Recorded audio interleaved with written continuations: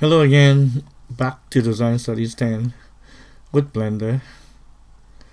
Today we'll be working on how to start using the program. So, start of the program, simply click on the icon.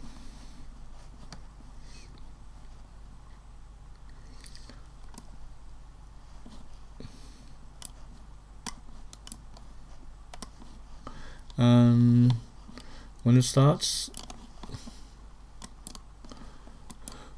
this is what you're presented with. Camera, a light, and an object, usually a cube. To remove any object from your workspace, select it, make sure you're in object mode, hit X on the keyboard, and confirm. So get rid of light, same thing. If you can't find your object, let's say you're kind of lost in space, you can find it by clicking here in your scene collection. So click on the light. Even though I can't see the light, I hit X, it still deletes the light. So try it again. I'm going to move this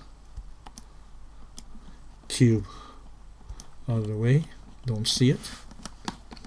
Select the cube here, X, delete. It's gone from your workspace. Alright.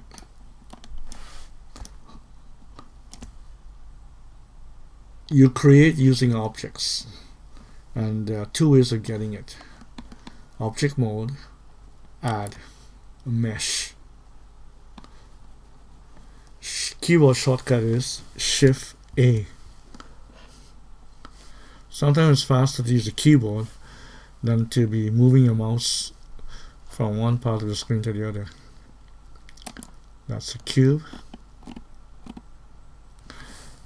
Now you have two cursors, actually, this one and this one. This is your center of screen. Now that I selected here, if I click anywhere on the screen, that moves to there. So I can move it here, here, just simply left clicking. Why is this important? Well, when you add another object, it shows up where that cursor is, or was. Try it again. I'm going to be using a cylinder. There it is. Let's use a torus. One more thing to notice is that the minute you add an object to your environment or your workspace, a menu pops up on the lower left hand side. If you click out of it, so let's go back to this other, and let's say you click, that menu disappears. If you select the object, the menu doesn't return.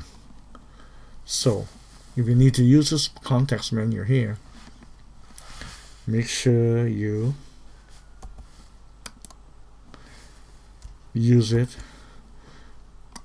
immediately after creating your object. Now this is the properties of this torus. Okay, now that you have it, it'll be there. But if you click out of it and you go back, it disappears again. So this is how you add objects to your screen. Let's see exactly where they are in space. He is in the center, he was the first object, but these are not. They're below the horizon. This X line is the horizon, the Z is the vertical, straight up and down. And then the Y-axis is going this way. So let's try it again. Let's put this guy back to the middle. So select him, click there. Look from the top, click there. Now he's back in the middle.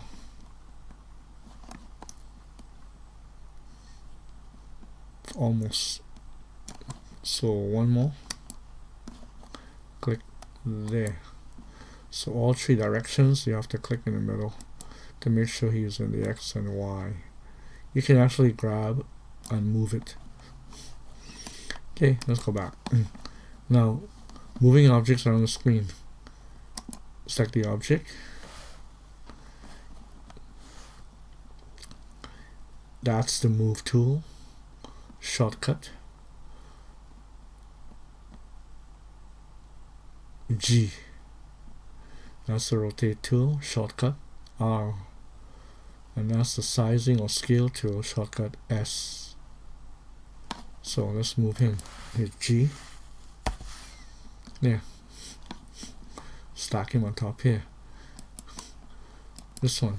G. There. This one. G. Now look on the top.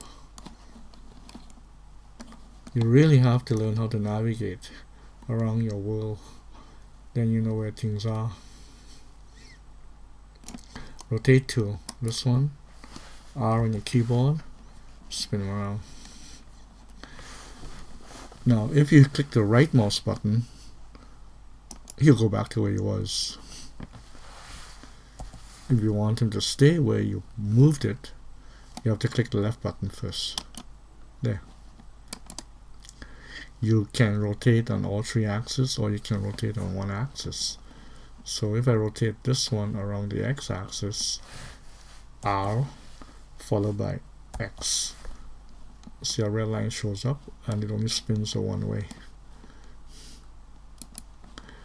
I put R, Y, doesn't really make any difference because it's just rolling around. And there's R, Z.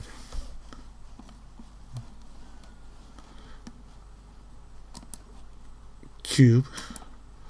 Let's try the sizing tool, which is S.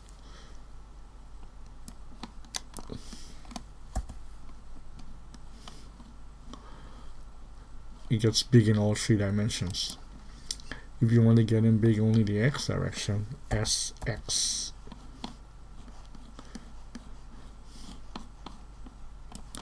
Or SY.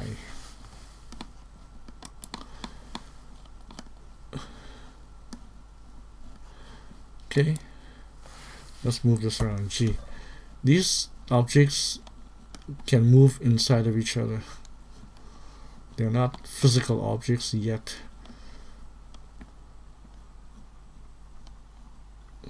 Okay. So that's how you navigate around your scene, how you add objects, how you transform them. And that's all for this lesson. Bye for now.